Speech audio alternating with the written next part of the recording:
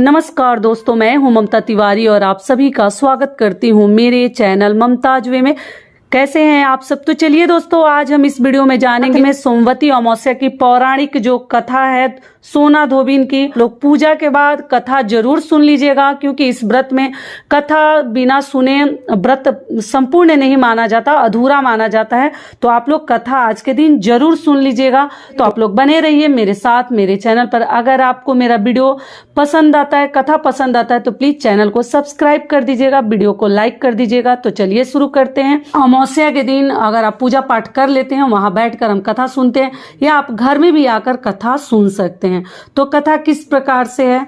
तो कथा है कि एक गरीब ब्राह्मण का परिवार रहता था। उस परिवार में पति पत्नी के अलावा एक उनकी पुत्री भी रहती थी। वह पुत्री धीरे धीरे बड़ी होने लगी। उस पुत्री में समय और बढ़ती उम्र के साथ सभी स्त्रियोचित गुणों का विकास हो रहा था। वह लड़की सुंदर, संस्कारवान एवं गुणवान थी, किंतु गरीब होने के कारण उसका विवाह नहीं हो पा रहा था। एक दिन उस ब्राह्मण के घर एक साधु महाराज पधारे। वो उस कन्या के सेवा भाव से काफी प्रसन्न हुए।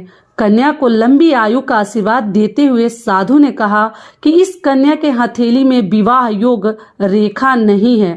तब ब्राह्मण दंपति ने साधु से उपाय पूछा कि कन्या ऐसा क्या करे कि उसके हाथ में विवाह योग बन जाए।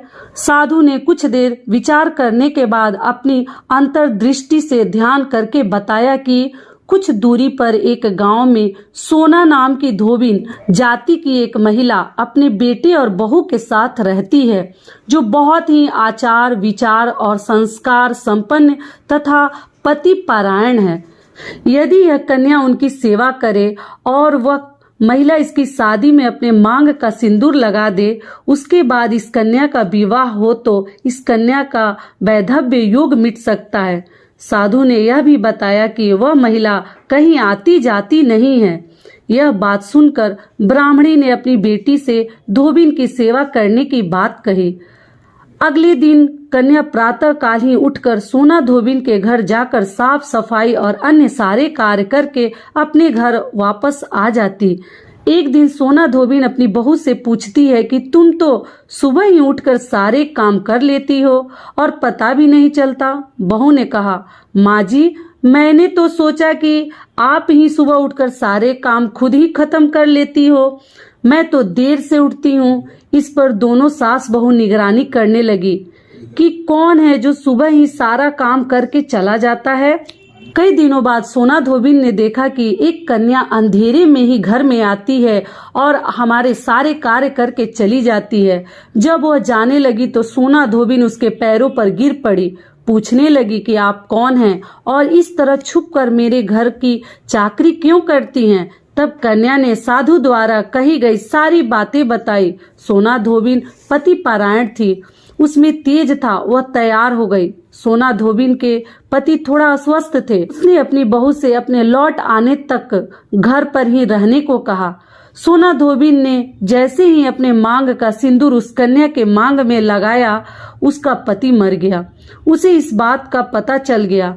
वह घर से निराजल ही चली थी, यह सोचकर कि रास्ते में कहीं पीपल का पेड़ मिलेगा तो उसे भौरी देकर ही परिक्रमा करके ही जल ग्रहण करेगी। उस दिन सोमवती अमावस्या था।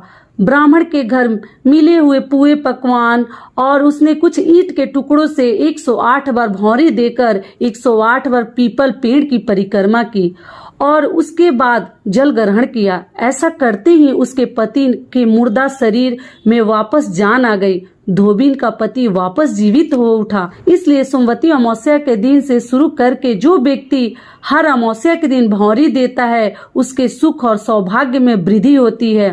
पीपल के पेड़ में सभी देवताओं का निवास माना जाता है। अतः जो व्यक्ति हर अमावस्या को न कर सके, वह केवल सोमवार को पड़ने वाली अमावस्या के दिन 108 वस्तुओं के साथ भौरी देकर सोना धोबिन और गौरी गणेश का पूजन करता है, उसे अखंड सौभाग्य की प्राप्ति होती है। ऐसी परंपरा है, तो हम सभी महिलाओं को जरूर करनी चाहिए। और किसी किसी राज्य में देखिए धान, पान, हल्दी, सुपारी के साथ मतलब शुरुआत की जाती है, लेकिन हमारे तरफ ऐसा नहीं किया जाता है। इस कथा से हमें यही लाभ मिलता है कि हमें जरूर परिक्रमा करनी चाहिए। ठीक है, तो अगर आपके यहाँ कई ऐसी मेरी बहनों ने पूछा भी है कि दीदी धान पान से उठाते हैं, तो हमारे तरफ ऐसा नहीं है। अगर आपके यहाँ धान और पान से पहली बार उठाते हैं तो आप लोग जरूर उठाइएगा। हम लोग के यहाँ मिठाई और फल, मेवा, मिश्री से ही भावड़ दिया जाता है, फेरी लगाया जाता है और उसके बाद ब्राह्मण को दे देते हैं, या ननद को, या भांजे को, या अपने बच्चों को भी दे सकते हैं। ठीक है, जो ही चीज से हम लगाते हैं फेरी। तो ये कथा हमारा यही तक का था और सारी बातें मैं आपको समझा भी दी। आशा करती हूँ कि इस वीडियो से आप लोग को बहुत अधिक लाभ मिलेगा। फिर मिलती हूँ एक नए वीडियो में, तब तक के लिए नमस्कार। स्वस्थ रहिए, सुरक्षित रहिए और जहाँ कहीं भी रहिए खूब खुश रहिए। और वीडियो पसंद आता है तो प्लीज चैनल को सब्सक्राइब कर दीजिएगा और वीडियो को लाइक कर दीजिएगा। धन्यवाद।